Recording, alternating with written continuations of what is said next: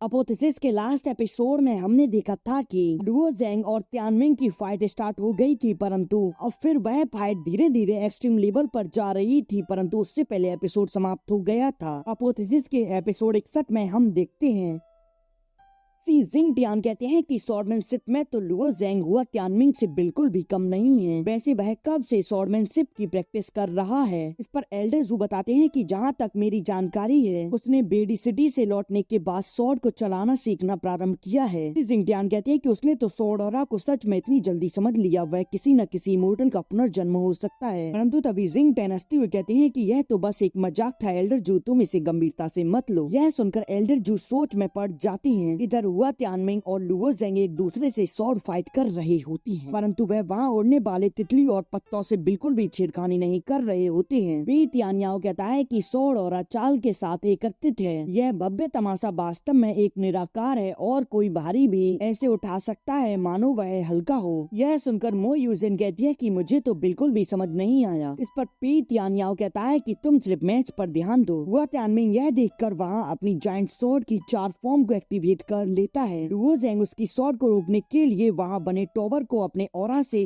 पकड़कर जमीन में से उठाकर हवा में लेकर आता है और फिर उसे उन्हीं स्वॉर्ड को रोकने पर लगा देता है। यह देखकर तियानमिंग अपनी स्वॉर्ड लेकर उस पर अटैक कर देता है, परंतु लुओ ज़ेंग भी कम नहीं, वह भी अपनी स्वॉर्ड को लेकर उससे फाइट करने लगता है और एक बड़े धमाके के साथ दोनों ही दूर हो जाते हैं। परंतु तियानमिंग अटैक करने के लिए फिर से तैयार होता है। यह देखकर लुओ ज़ेंग अपने ड्रैगन को समन कर लेता है। इधर हुआ तियानमिंग उस पर अपनी स्वॉर्ड से अटैक करता है। लुओ ज़ेंग का वह ड्रैगन उस स्वॉर्ड को अपने मुंह में चबा लेता है और इधर एक ब्लास्ट होता है। इससे बाहर खड़े लोग भी कांप जाते हैं और टॉवर के अंदर हम देखते हैं कि उन दोनों की स्वॉर्ड एक दूसरे से टच हुई होती है। बाहर खड़े लोग अंदाजा लगा रहे होते हैं कि वह तियानमिंग जीत गए या फिर लुओ ज़ेंग। अब जिंग टियान आगे आते हुए कहते हैं कि अब उन दोनों को अल्टीमेट स्वॉर्ड ऑरा के बारे में ज्ञान प्राप्त हो गया है। यह दोनों स्वॉर्डमैनशिप के डिवाइन गेटवे में एंटर करेंगे। वे तियान वाइन को पीते हुए बताता है कि स्वॉर्डमैनशिप का डिवाइन गेटवे स्वॉर्ड चलाने वाले के लिए एक होली लैंड है। इधर लुओ ज़ेंग अचानक से एक जगह टेलीपोर्ट हो जाता है। लुओ ज़ेंग कहता है कि मैं यहाँ कहाँ हूँ, क्या मैं अरीना में सीनियर वाओ से फाइट नहीं कर रहा था। इस पर वह ग्रीन ड्रैगन बताता है कि हम mount of the dedicate sword पर हैं, जो कि स्वॉर्ड चलाने वालों के लिए 3 होली लैंड में से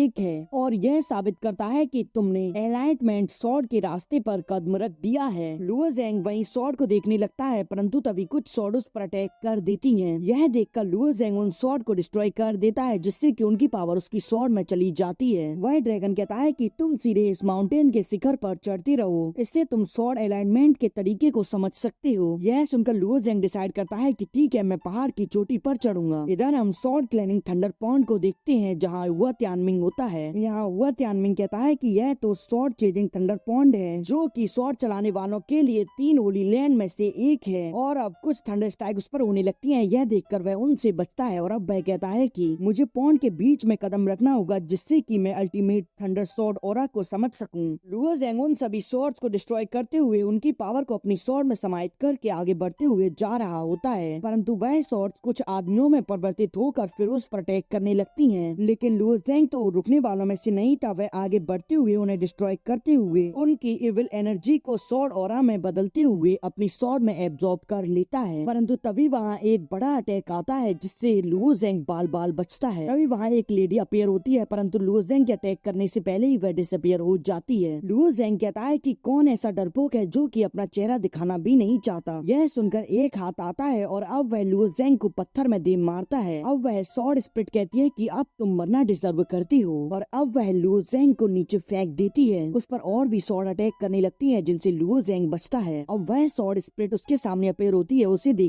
देखकर वह ग्रीन ड्रैगन कहता है कि वह डीमन नाइट क्लैन की मेंबर है और तो और इस क्लैन के पास असाधारण इनेट गिफ्ट्स हैं। इसके मेंबर इनेट अवस्था में ही मनुष्य की शक्ति के साथ पैदा होते हैं। यह कहा जा सकता है कि वह एक इनट प्राणी है। अब वह खुद लुओ ज़ेंग से फाइट करने लगती है, जहां लुओ ज़ेंग और उसके बीच एक तंगड़ी फाइट होती है। लुओ ज़ेंग कहता है कि यह स्पिरिट पहली स्पिरिट से कई ज्यादा मजबूत है। वह स्वॉर्ड स्पिरिट कहती है कि यदि तुम मेरी सेवा करने के इच्छुक हो तो मैं तुम्हारी जान बख्श दूंगी। वह स्पिरिट भी अपनी अल्टीमेट पावर को एक्टिवेट कर लेती है। इधर देखकर लुओ ज़ेंग अपनी स्वॉर्ड को लेकर उससे फाइट करने के लिए तैयार होता है। वह स्प्रिट लुओ ज़ेंग पर अटैक कर देती है, जहाँ लुओ ज़ेंग उछलते कूदते हुए उसके सभी अटैक से बच जाता है। यह देखकर वह स्प्रिट वहाँ मौजूद पावर को एब्जॉर्ब करके अपने वेपन को बड़ा कर लेती है। यह देखकर लुओ ज़ेंग भी अपनी स्वॉर्ड को फाइट करने के लिए रेडी कर लेता है और अब वह दोनों के अटैक ही आपस में टकराते हैं, जिससे कि जिस पिलर पर वह स्वॉर्ड स्प्रिट खड़ी होती है वह टूट जाता है और अब लुओ ज़ेंग काफी स्पीड से आकर उस स्प्रिट के गले पर अपनी स्वॉर्ड को रख देता है, परंतु वह स्प्रिट वहाँ से डिस्पेयर होते हुए लुओ ज़ेंग के हाथ को जकड़ लेती है और अब वह फिर से अपेयर होती है और कहती है कि अब मैं तुम्हारी दास बनने को तैयार हूँ और अब वह उसकी स्वॉर्ड के अंदर चली जाती है। लुओ ज़ेंग उससे कहता है कि तुम मेरी स्वॉर्ड के भीतर हो। इस पर वह कहती है कि बिल्कुल नहीं, मैं एक स्वॉर्ड स्प्रिट हूँ, अब मैं तुम्हारी सोल में निवास कर रही हूँ। यह सुनकर लुओ ज़ेंग समझ जाता है कि यह मेरी अब स्वॉर्ड स्प्रिट है। वह कहता है कि आज से मैं तुमसे डीमन नाइट कहूंगा और अब वह अपनी पावर को एक्टिवेट करके उस माउंटेन पर अपनी स्वॉर्ड को लगा देता है, जिससे कि एक एनर्जी आसमान में जाती है। इधर हम त्यानमिंग को देखते हैं जो कि पॉन्ड के अंदर जाने की कोशिश कर रहा होता है, परंतु कुछ चेन आकर उसे रोकने लगती हैं, परंतु वह उन्हें पीछे कर देता है।